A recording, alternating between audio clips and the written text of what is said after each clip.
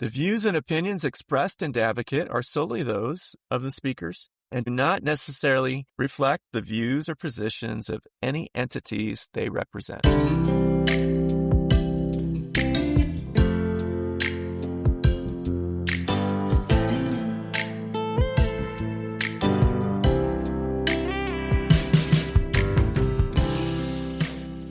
Welcome to Dadvocate. I'm Greg Walton.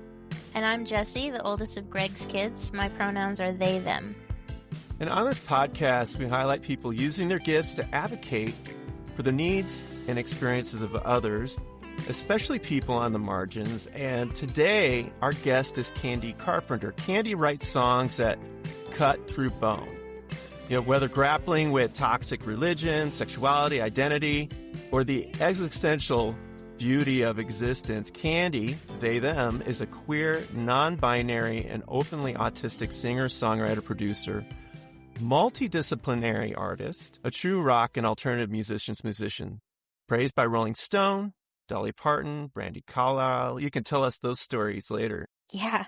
The Dolly Parton quote took me by surprise. I was like, what? Yeah, so I first became familiar with Candi's music through TikTok, where their songs Strawberry Starburst and Nervous System had a little bit of a viral moment. Nervous System in particular really spoke to me as a fellow late diagnosed autistic, so that earned you the follow. And then Demonology came out, and it was like each song played, it could have been written about my own adolescence.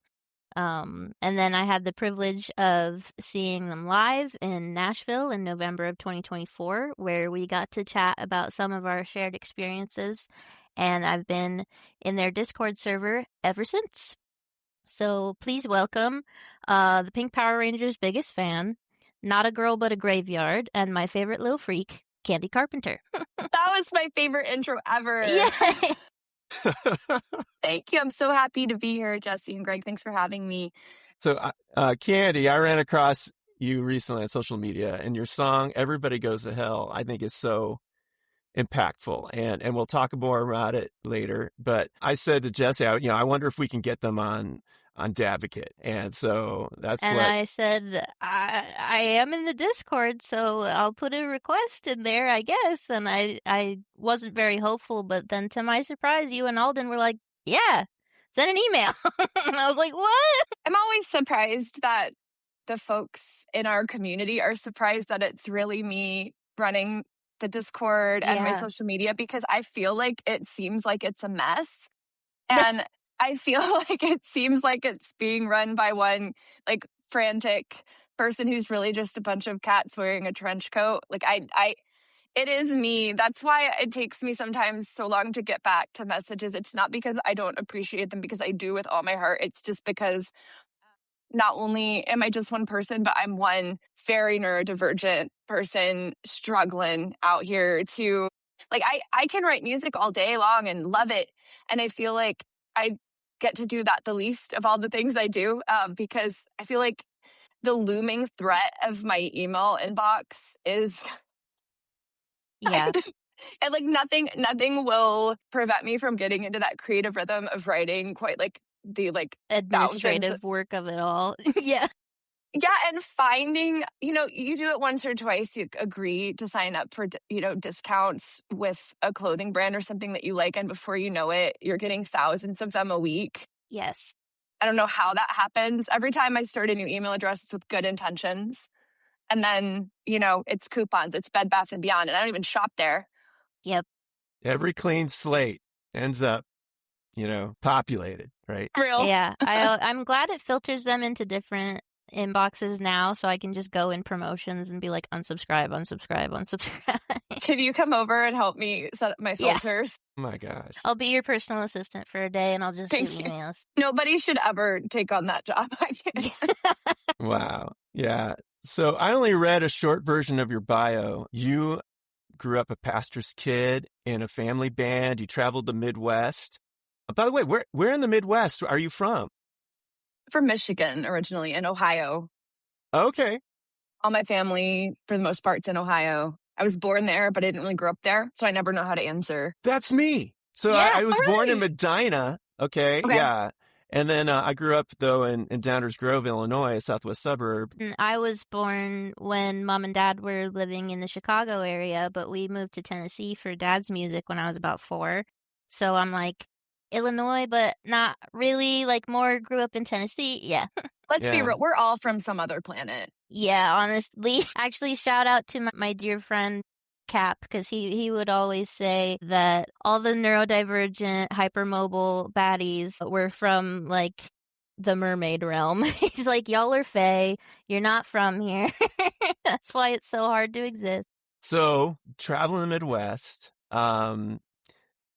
in a Christian gospel group, champion yodeler, but that's not an easy space for an LGBTQ person to be growing up. Especially if you don't know. Yeah. Yeah, that part. There were a million reasons why I grew up feeling like a freak. I mean, I'm not, there's no example. Like there was no one like me around me. So of course I felt othered. I didn't have a community. I didn't have a role model. I didn't know you could be non-binary. I didn't know that you could be bi because like I've always, I guess, existed somewhere in the in-between space. That's probably why I wear so much gray, because it's one of my favorite colors. But I didn't know I could be me. I just felt off and weird. And now, like, knowing that it is just normal to be this way, it's just another way of being. And that's why I do it loudly, because I know somewhere out there's somebody like me who has never seen anyone like themselves. And I feel like, you don't have to be a closeted queer kid or someone who doesn't understand their own gender identity yet to feel othered and different. You don't have to be an undiagnosed autistic kid to feel like you're not fitting in with your peers. I just hope that with what I'm doing, I'm helping other people feel more comfortable with finding themselves and being themselves. That's the hope of this. And I don't do it perfectly. My biggest fear in inadvertently positioning myself as a sort of spokesperson for the ex-evangelical community, like I don't feel qualified because I'm not really an expert in anything but myself, and I'm even still learning how to do that. So my biggest fear is letting people down, because I'm just trying to figure it out as I go, just like everybody else. Yeah. I remember the first time I met a non-binary person, I went, wait, what?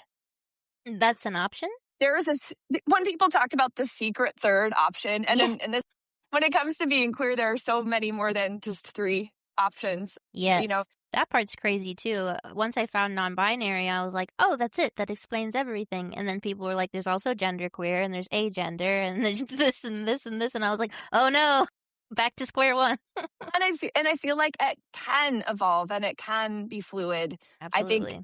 I think that's me. Greg, you were asking a little bit earlier about my gender presentation, and I think it changes. I'm still going with non-binary because I feel like for the folks out there who don't understand yet or aren't willing to understand yet, hopefully they will be one day. It's sometimes an easier concept to grasp onto. And then, like, as people get to know me, of course, we can talk more about it.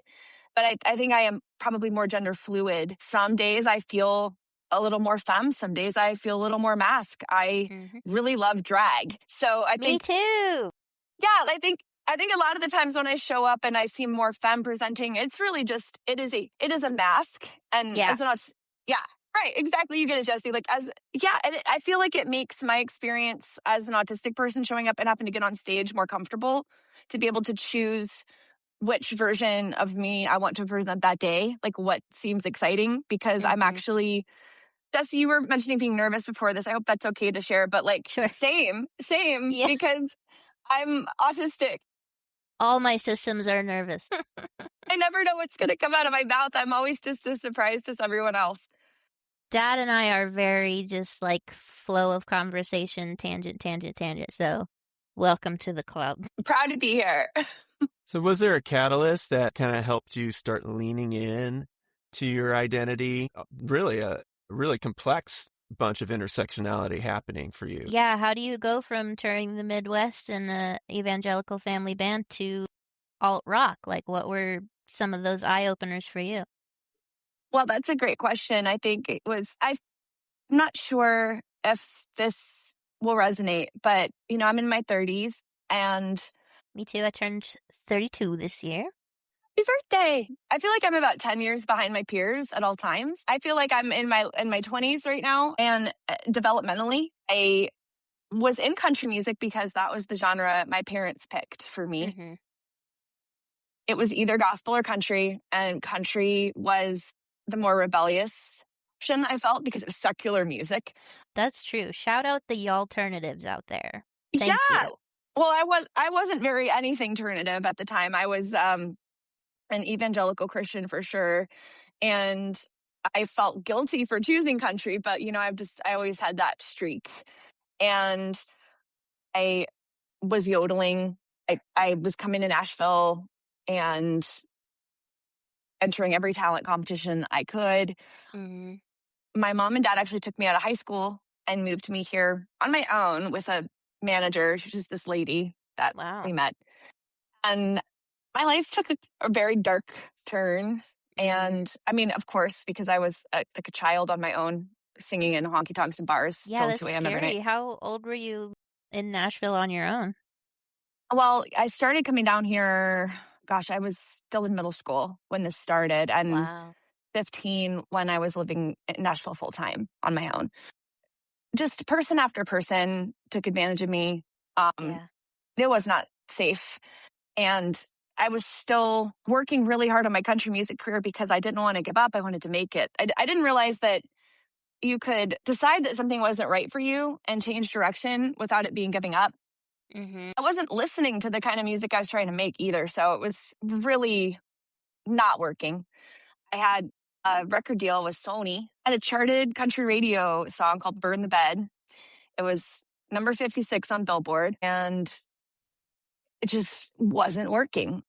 Mm-hmm. And then I met Brandy Carlisle. I was signed to Dolly Parton's management company. Okay. And Brandy produced my Americana EP. Mm-hmm. Still wasn't working. And even the well-intentioned folks that were trying to help me figure out my direction, figure out who I was, it would have never worked in that genre because I was never going to be able to fully be myself. I mean, with all due respect to the hardworking country artists out there who are speaking up for what's important, I see them getting just shut down at radio and by so much of the fan base because they're not ready for what those folks have to say. So they definitely weren't ready for me. And I didn't even realize who I was. I owe so much to COVID, which is a weird thing to say because that was such a dark time and such a horrible time for so many folks. I'm not saying that to downplay that at all. I just hadn't stopped working since I was a child. Yeah. I hadn't had a moment to breathe or think. And I thought, do you think there was some autistic burnout rolled up in that as well? Because I know for a lot of us, before we're diagnosed, when we're forced to take a break and finally stop, that mask starts to crack. And we're like, what's wrong with me? it feels like you hit a wall and then the building of the wall that you hit falls down around you, doesn't it? Yeah. I was opening for Brandy Carlisle in Hollywood, Florida. That was the last show I played. And it felt like things were finally happening for me. And then my UK tour got canceled. Everything stopped. And I thought to myself, in making music I don't like. I really wanted to speak out during the Black Lives Matter movement, which I did.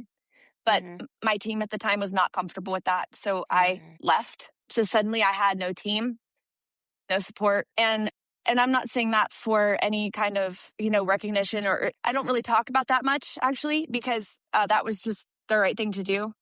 So yeah, that's what I did. I didn't know. I thought I would quit music, which I couldn't do because I love to write songs. That's kind of how I stem, I guess.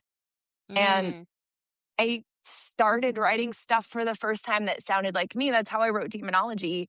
And in the process of Demonology, I realized, I'm not a girl and I'm bi. And I'd known that for a long time, but I hadn't come out and said that. I hadn't been Christian for a long time either, but I had never admitted that because I didn't want my family to hear it. And I thought, I'll just put it all out there because I think for me, I needed to rip off the Band-Aid and just be so boldly myself that it was shocking to those who knew me as someone else. And around that time, I also got my autism diagnosis. Like it was all within that boiling pot of realizations. I became me. And then that was scary. That's what I'm grappling with now, is like trying to write another album as myself instead of being in the process of becoming that person. It's a lot easier to write when you're becoming than it is when you've become. And I'm thankful for that record. I'm thankful I had folks who were still willing to help me, to try again and try for the first time as who I authentically was. And then I got to meet people like you through that, other folks, the same situations.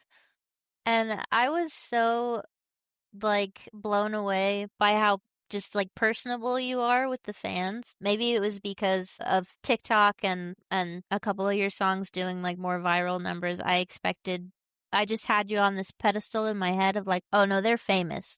They're not going to be in the crowd walking around talking to the fans. I'm waiting for your set to start. Was it the Cobra? I hear Rat Bath is playing on stage. I'll remember forever because I bought their shirt. And I hear a voice behind me, "Hey, I love your jack-o'-lantern backpack." And I turn around to say thanks, and it's you. And I was like, "Oh, you're not supposed to be here. You exist on another plane." Thank you. I think, like we said earlier, I think all neurodivergent folks are on that plane. Yeah. I used to be a housekeeper for famous people, and I have scrubbed their toilets, and no one is famous. I guess somebody's music might be popular and somebody might think that there's something special, but we're all gonna die. Yeah. And I started off in Christian music.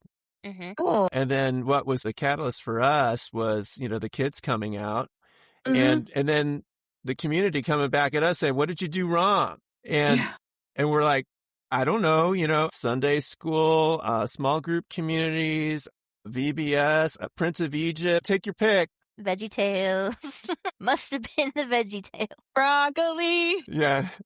Yeah. And so, it was very clear that this is an innate thing in the core, a primal part of us, our gender identity and sexual orientations, and a variation in the human person. There was so much misunderstanding in the community that I started speaking out about it in the context of my faith circle. Good for you. That's hard to do. I love coming back to the community, and actually I think we talked about this at your concert because you were like, "Wait, are you a pastor's kid too?" And I was like, "Well, he's more of a youth minister musician, but yeah, close enough." And then I got to say, "But he's cool now." My mom and dad have changed a lot as well. Would I love to see more change? Absolutely. Respect my mom and dad. They know I feel that way. I mean, when I put out American God, the texts and emails I got from my extended family were... That was an intense one. Yeah. Yeah. Though, I think that's why I made that, because it made people talk to each other. Finally, my extended family was reaching out to me about it. And I'm like, first of all, I don't know what I believe about history because I wasn't there. I'm not sure. Mm-hmm. I know that if Yeshua was crucified, he wasn't the only person to be crucified on a Roman cross. And modern times, we are crucifying people left and right in different ways. That's the message of that video. Are we not crucifying every queer person that we other? Are we not crucifying every marginalized individual who we kick out of this country? Some people who are just looking for a safe harbor? Are we not crucifying women when we take away their reproductive rights? Because it feels to me like we are. So I still wonder sometimes why messaging like that is so controversial. I'm so often called a controversial artist, and I'm never sure. Maybe it's the autism, but I'm never sure why using jarring imagery to make people think is considered a negative thing. If it gets your attention, on the one hand, marketing and clickbait and that whole thing. But on the other hand, why do we carry so much shame about our bodies? Like, why is seeing me up in a bikini top pretending to run for president of the United States like thousands of followers? Like, this is a part of my body.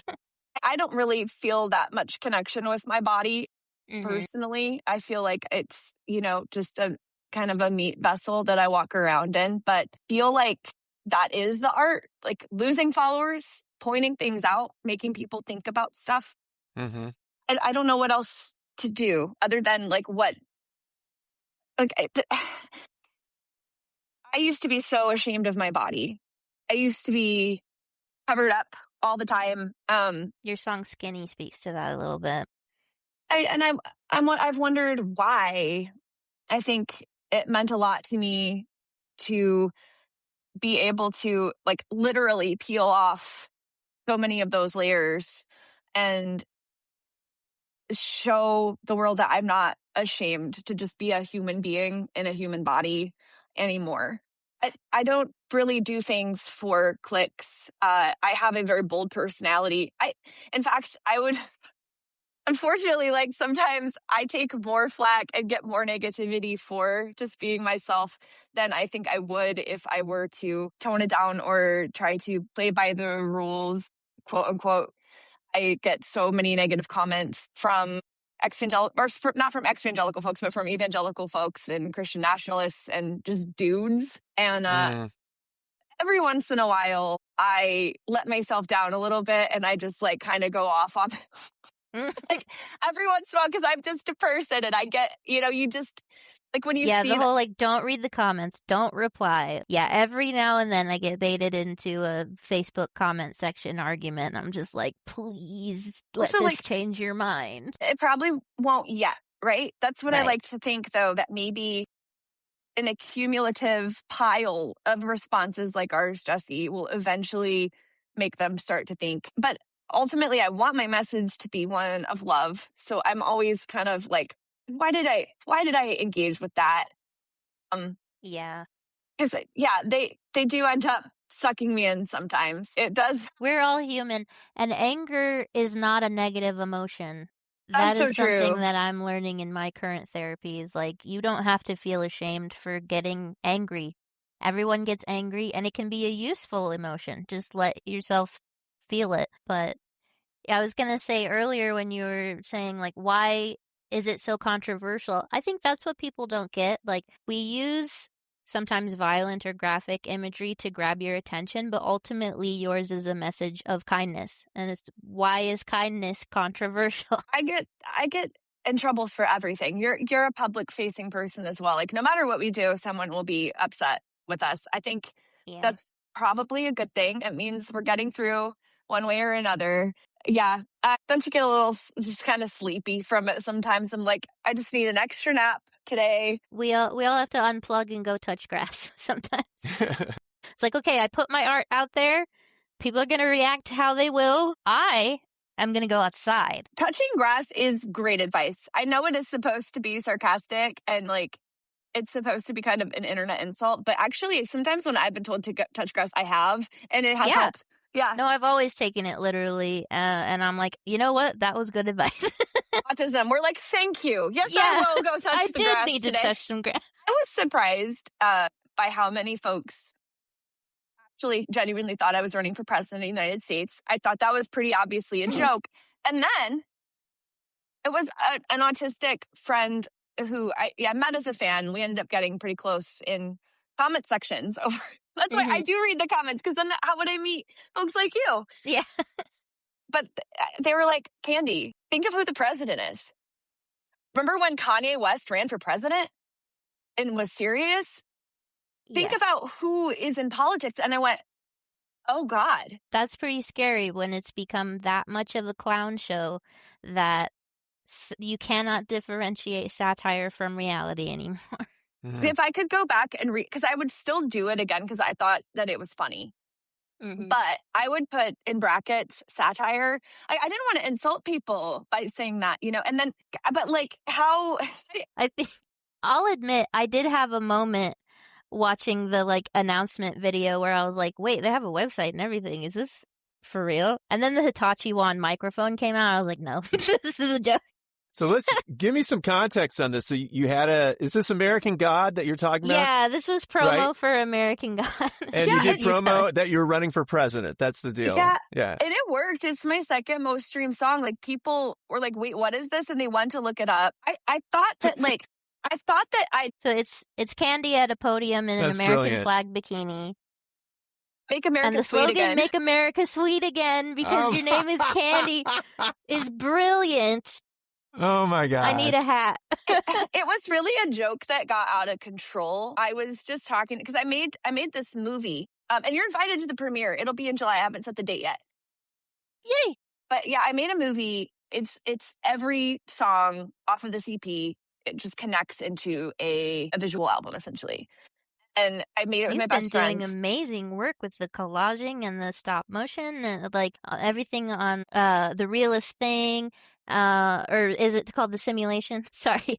It's okay. I remember lyrics, not song titles, but that was beautiful. We also both were talking about Biblically Accurate Angel because that's your latest release. I want to get into that in a minute. Yeah. But first, Kate, can we play Everybody Goes to Hell?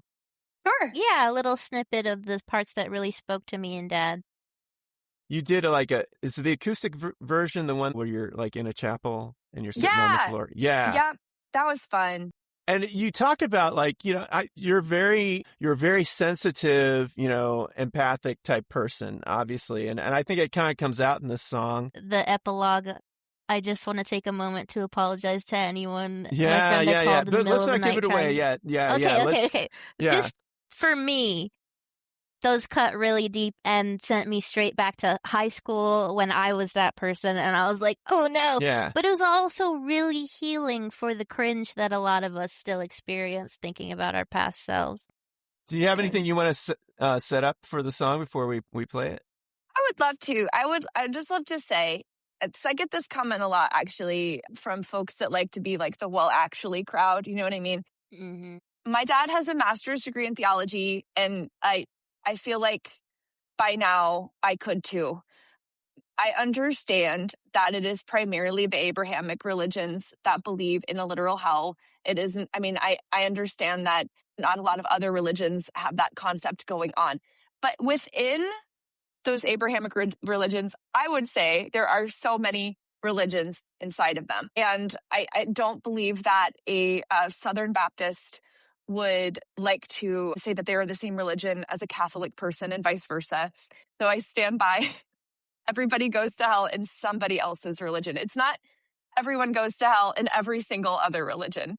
Mm-hmm. And those words are important. So I feel like every time I post a video, I get a few comments from folks saying, it's really just the Protestants.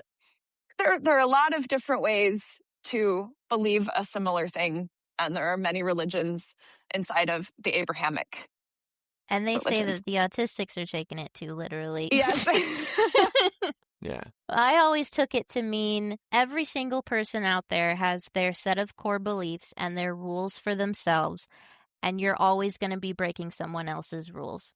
You cannot make everyone happy. You cannot live by every single person's code of ethics. All we can do is worry about ourselves and let everyone else live their lives. Bravo. Yes, exactly.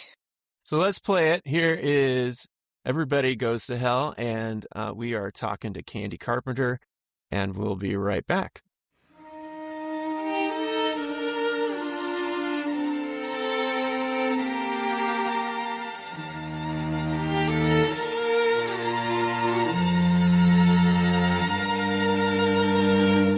I'm sorry, Mom.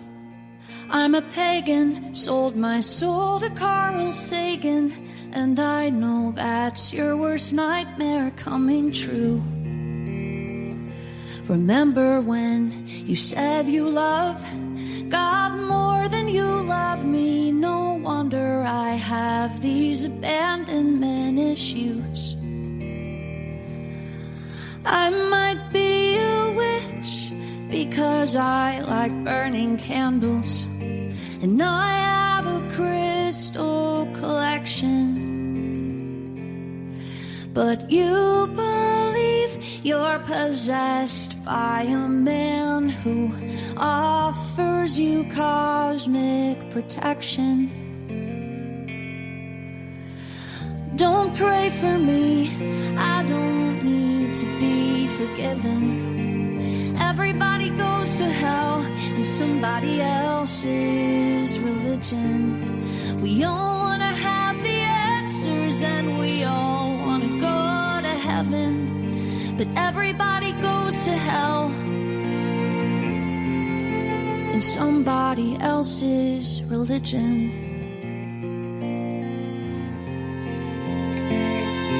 Religion.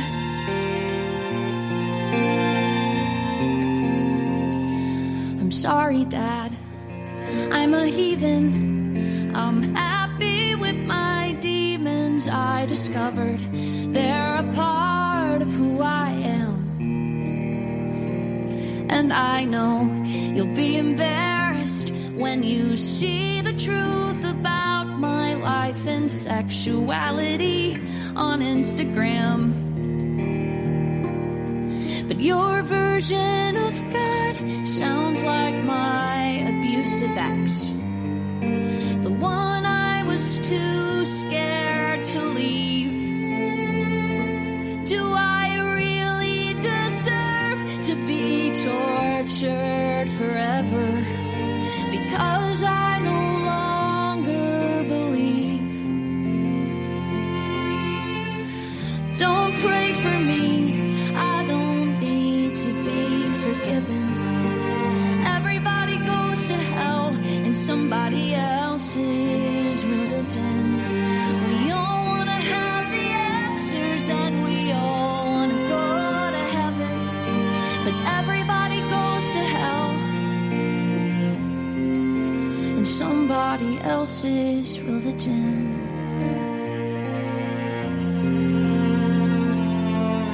Religion.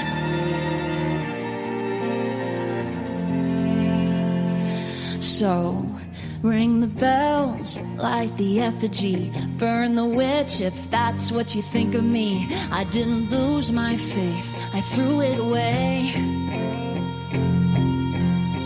Ring the bells, light the effigy, burn the witch if that's what you think of me. I didn't lose my faith, I threw it away, I threw it away.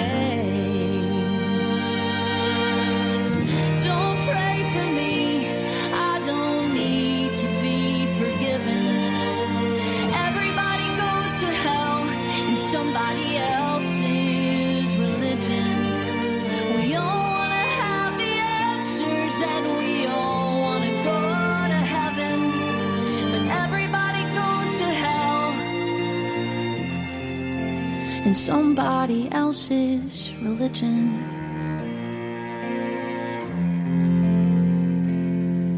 Religion.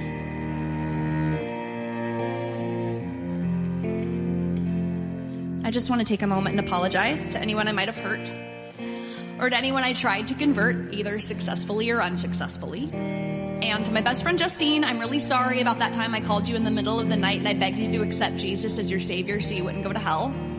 That was really shitty. And to my mom and dad, I love you.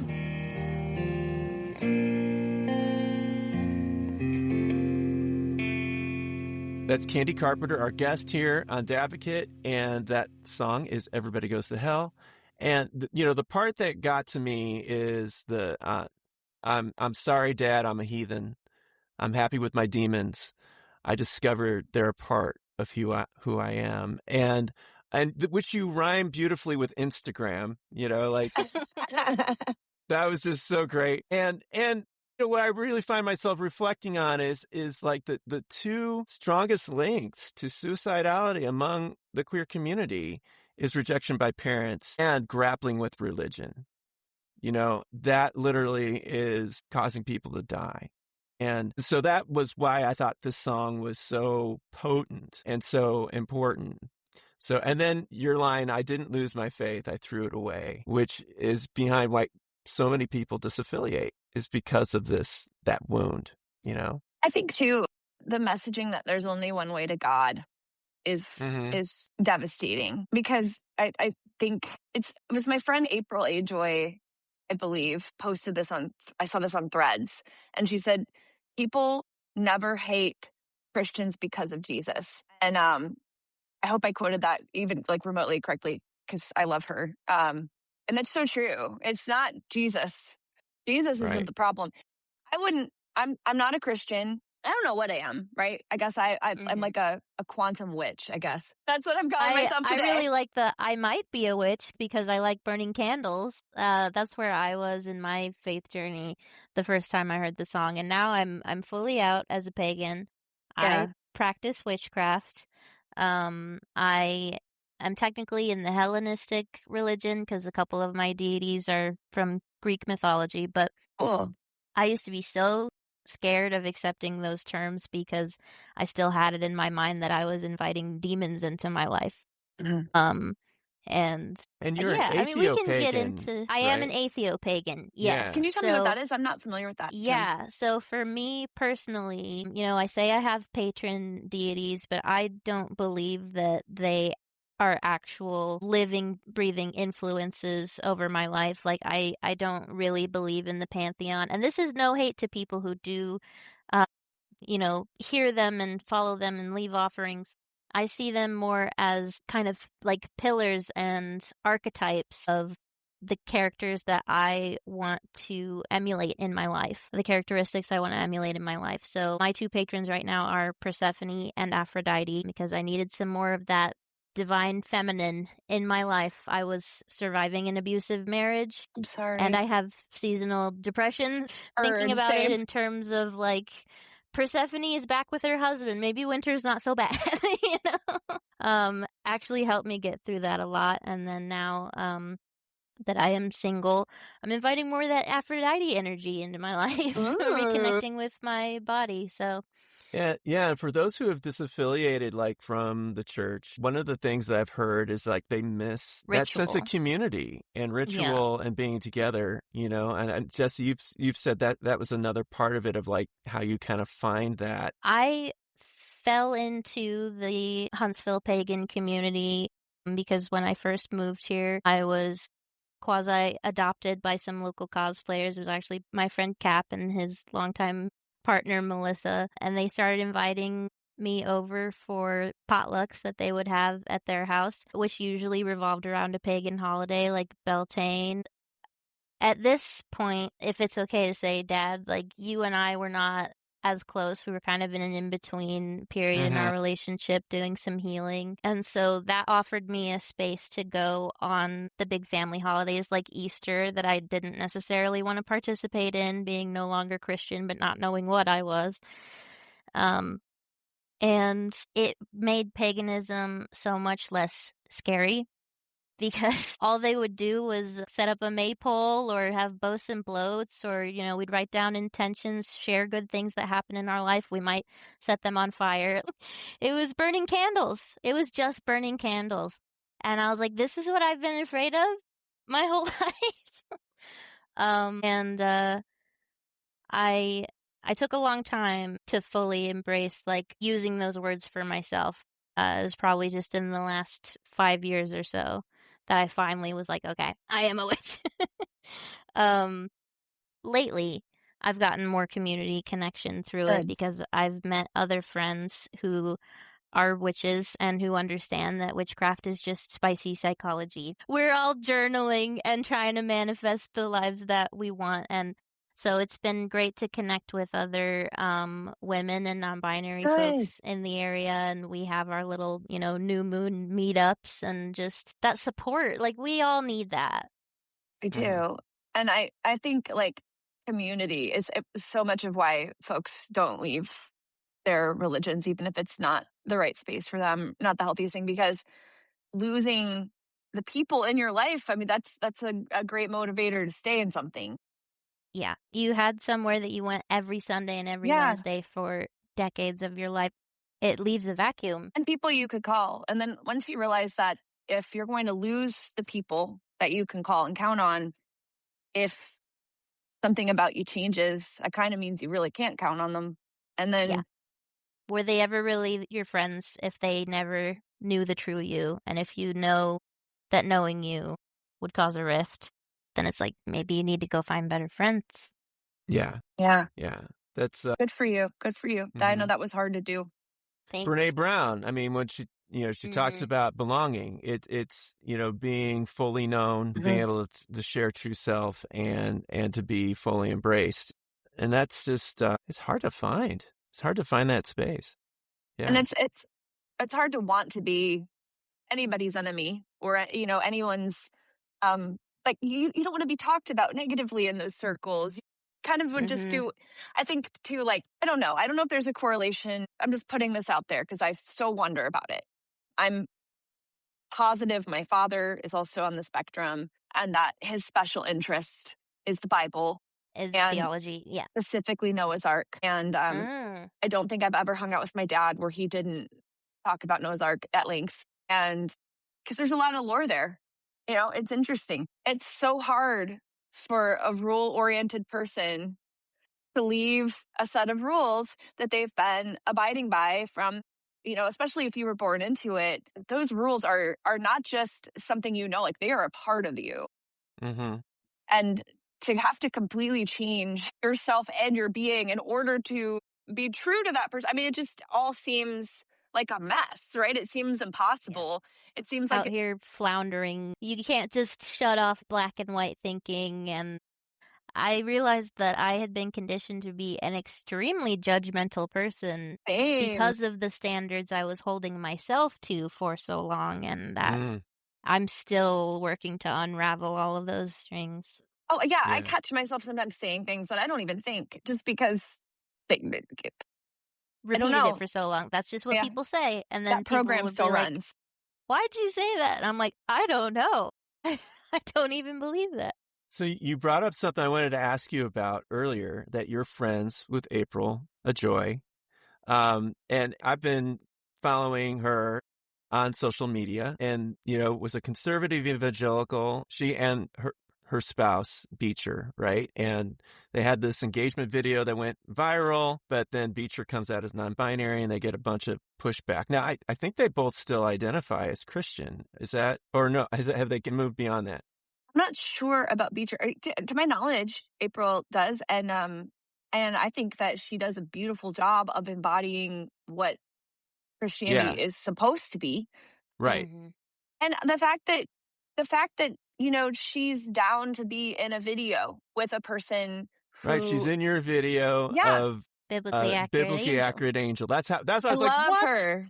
Yeah. I love her. And that's why when people, I get called the Antichrist like once a day online at least. I'm like, first of all, I'm not organized enough to be the Antichrist. That's one reason I really didn't think anyone would think I was really running for president. It's like, can you imagine me? Right. Try to Number keep one, up with, all the props in this movie are made of garbage. Yeah. Number two. Yeah, I would need to like learn, like better like file and like task management, first of all, to be the Antichrist, the person that's going to like take down the government. I can't, I'm too tired and I don't feel good. I don't want to, it's all I can do to post a video every day. But I get called and I'm like, wow, I'm actually super not Antichrist. I'm very anti-hate. I'm kind of anti everything that, he was against.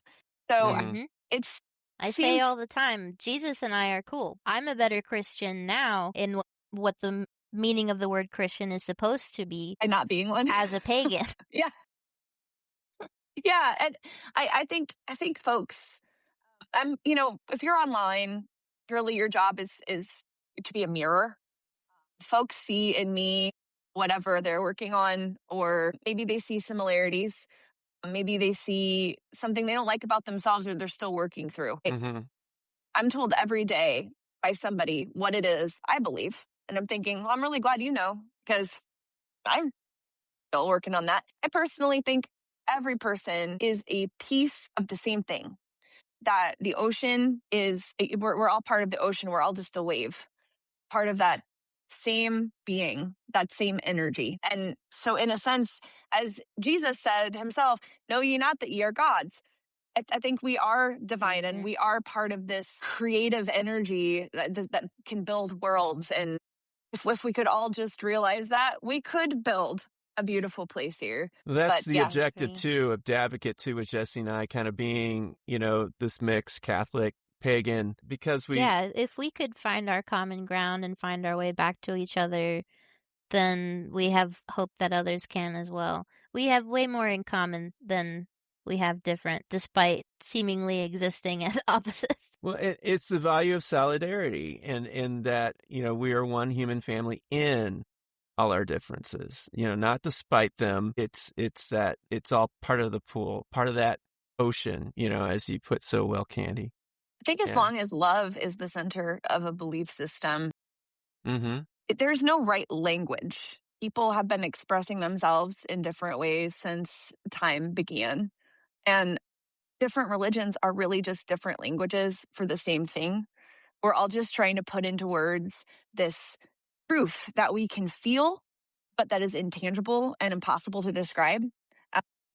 And just as we all find different languages, different words for that truth, we find different ways to believe and to survive.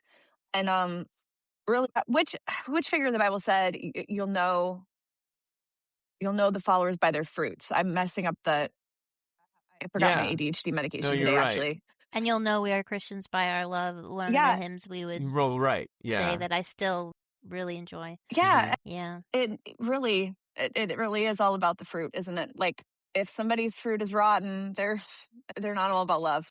And Jesus said, "This is how you will know you are. This is how they'll know you are my disciples, that you love one another." There's the core of it, and not doing such a great job of that out there. Maybe that's the true Tower of Babel, is that we're all out here fighting for the same thing, feeling safe, feeling connected, and we all end up fighting each other because we're like, you're doing it wrong. When you see someone else doing it differently, that makes you feel unsafe and unloved. Earlier, it struck me when, you were describing your belief system, and clearly you're not coming from a bad place at all. And you still had to say no shade to these people. And it's because somewhere out there, just because you have a belief system and a truth that you're expressing, someone's going to be upset about it. And it's sad that we have to qualify. I hate to say about anyone, like, I don't think that's real. Like, I feel like I need to clarify. I don't think those people are crazy or wrong. Absolutely that's their truth. It makes me sad, though, that that's our first instinct, is to hear that someone else believes differently and take it as though we're hearing they're wrong. Because that's never what we're, at least everyone here right now having this conversation, that's not what we're saying at all, but we still have to be careful because there are so many other people out there who are saying everybody's wrong. Right. Yeah. So, all right. So let's talk about your latest, your single here. About a stripper. What's that? It's about a stripper?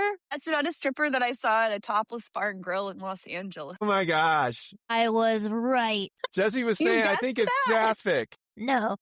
I was just like, this is about gay thoughts. And Dad was like relating it to Babylonian theology, I was like, as I listened to cool. the tune, I thought about my experience with like the misinterpretation of apocalyptic literature by a significant amount of Western Christianity. So there were some lines in there that I felt like, you were grappling with in that sense.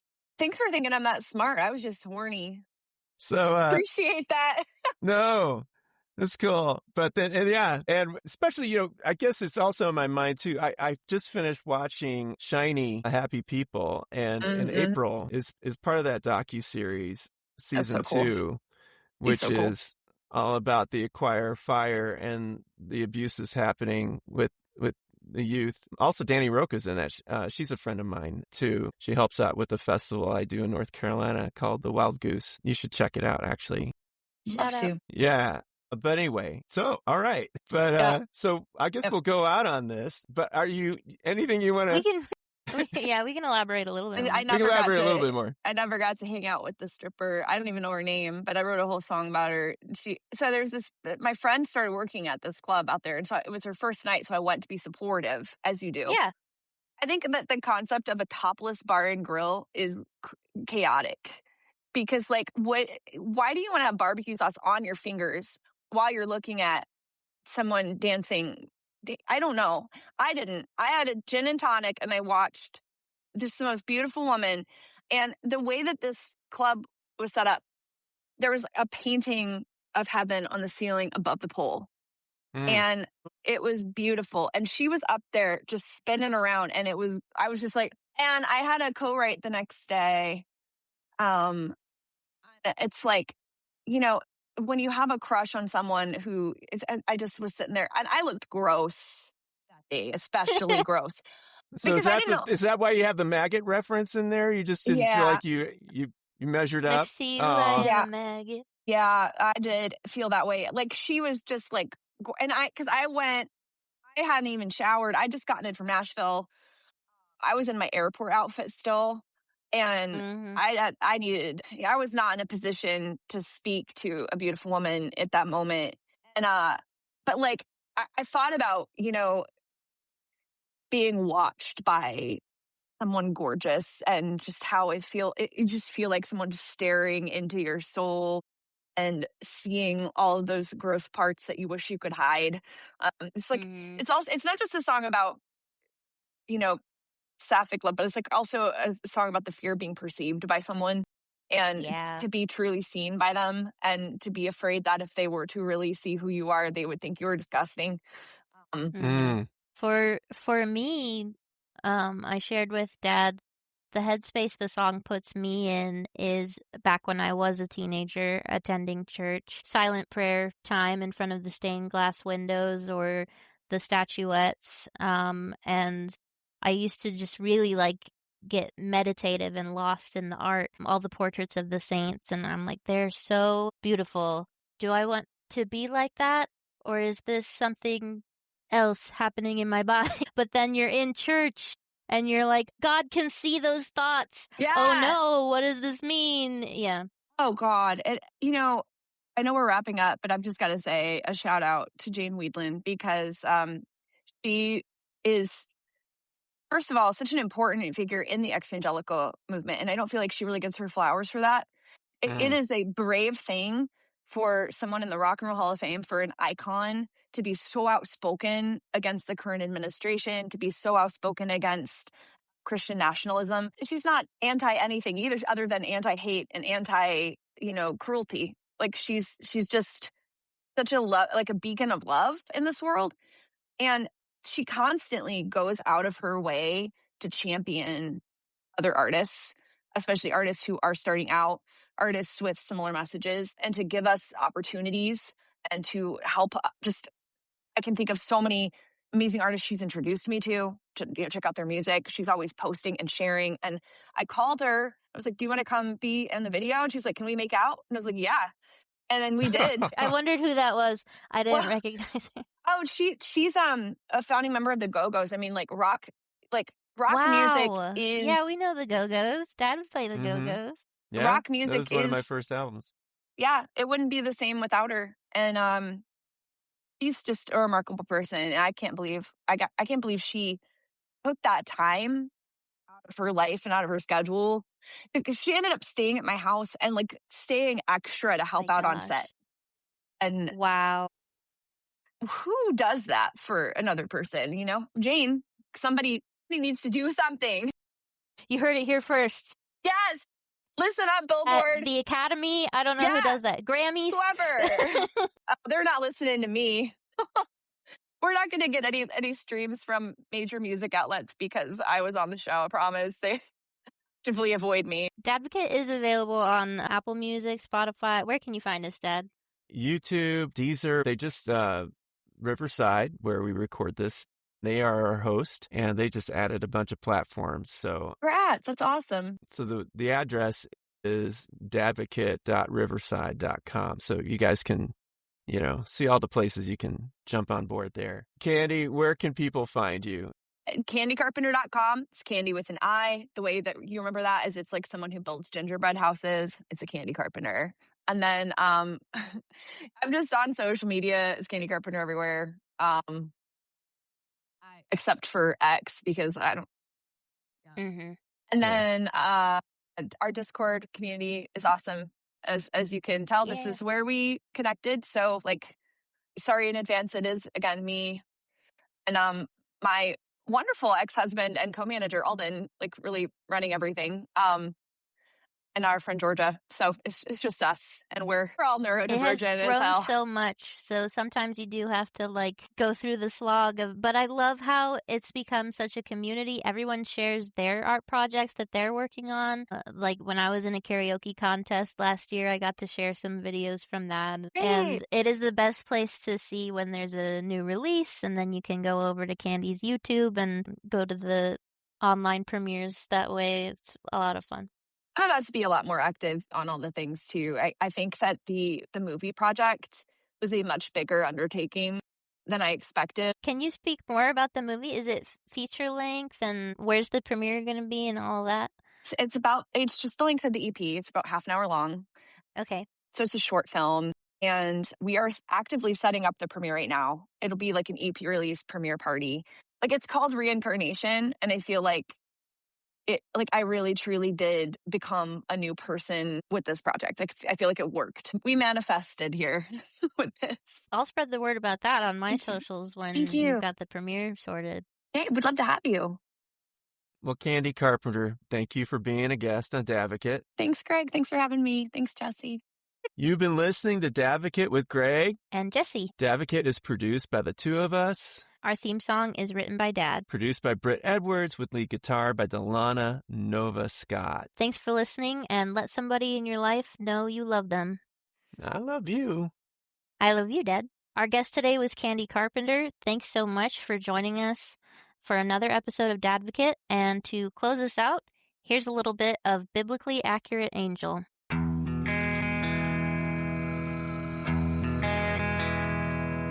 All of your eyes are open, watching me.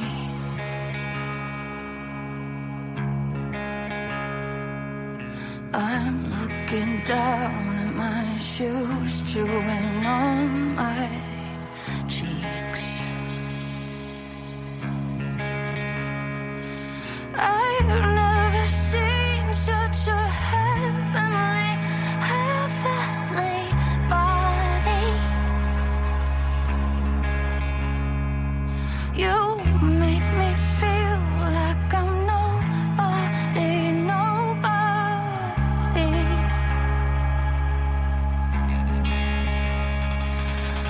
Biblically accurate angel, you're terrifying.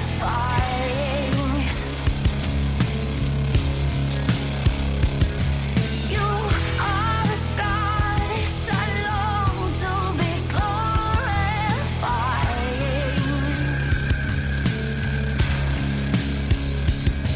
Biblically accurate angel, you're so divine.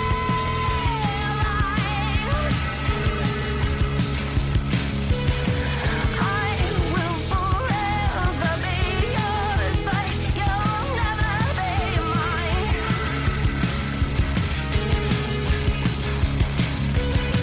All of the rocks and the trees cry out for